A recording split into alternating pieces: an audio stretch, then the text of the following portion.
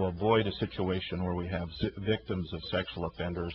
And so that's why I want to fix the problems with the registry and then make it even more useful and more accessible to Montanans. Is there a statute of limitations on how long a person is on the registry? You know, essentially, they have to be there until their probation and what have you is up.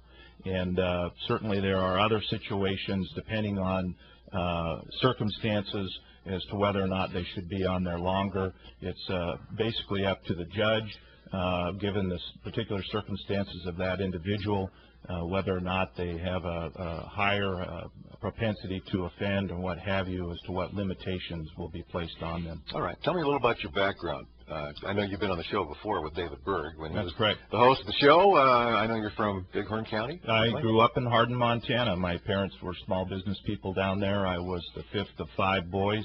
My dad said I was the best mistake he ever made. Or the biggest surprise. That's right. That's right. So I attended school down there, and I ended up going to the University of Montana on an athletic scholarship, and got my degree in geology and worked in the oil patch for a while before eventually I tried out for the Olympic trials. Tried to be on their track and field team and didn't make it, but then went back to school, worked on a master's degree in public administration, and then went to law school. I've been practicing law now for 21 years in Montana. Mostly in Helena? You know, I started out with the Montana Supreme Court, Justice Elsie Gulbranson from the Glendive area, and then I came here to Billings and worked for Moulton Bellingham, Longo and Mather. And I spent the first 7 years of my career here in Billings, and this actually seems like home. I still have a lot of friends here. And then I moved to Helena in 1995 to work on Governor Roscoe's campaign as a volunteer, and eventually went to work there. I've been there ever since. I'm a partner in Helena's oldest law firm, Goff, Shanahan, Johnson & Waterman. All right. Oh, you're a part. You work with Ron Waterman. Ron Waterman is one of my partners, and a lot of other. Which shows that law firm certainly covers the political spectrum. Yeah, well, you know, that's right. That's right. We have kind of an eclectic group up there, and we all have strong convictions. And Ron and I agree to disagree quite a bit. Yeah, I'm sure that's probably the case. Was it a track scholarship? Yes, track and field. In which event? I was a hurdler.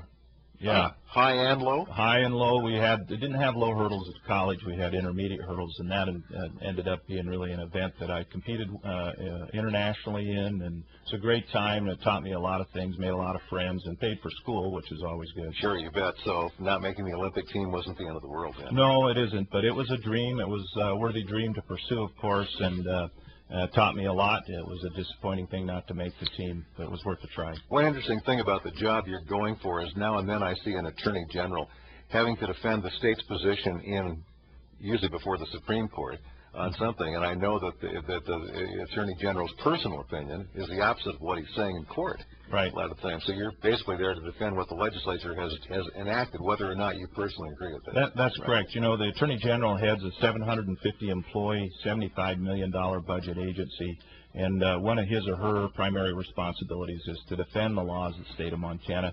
And I have pledged that I will do that regardless of my personal opinions about any particular law. Certainly if there's a law that I think should be changed, I will work with individuals to go to the legislature to see that happens. I've also pledged that I'm a strict constructionist. I believe that the legislature makes the laws and not the courts. And so I pledged that I will not be advocating before the courts of this state or any other state for them to legislate from the bench. I think that's important, that we have that kind of stability in the law. All right, good enough. Well, we appreciate you being here this morning. Well, thanks a lot. I appreciate it, Dave. This sexual predator program that you've got in mind, I think, is unique among AG candidates as far as I know up to now. Well, you know, in my primary, I'm the only candidate with law enforcement and criminal law experience, and as the chief law enforcement officer of the state of Montana, the Attorney General really should have that kind of background. So protecting Montanans from criminals is a cornerstone of my platform for this race, and will be a priority for me if the good people of Montana elect me as their next Attorney General. All right. Appreciate you being here, Tim. Hey, Thank you very much. We'll come back to a general discussion, whatever you want to talk about, in a couple minutes, so hang tight. You're listening to the Voices of Montana. I'm Dave Ryan.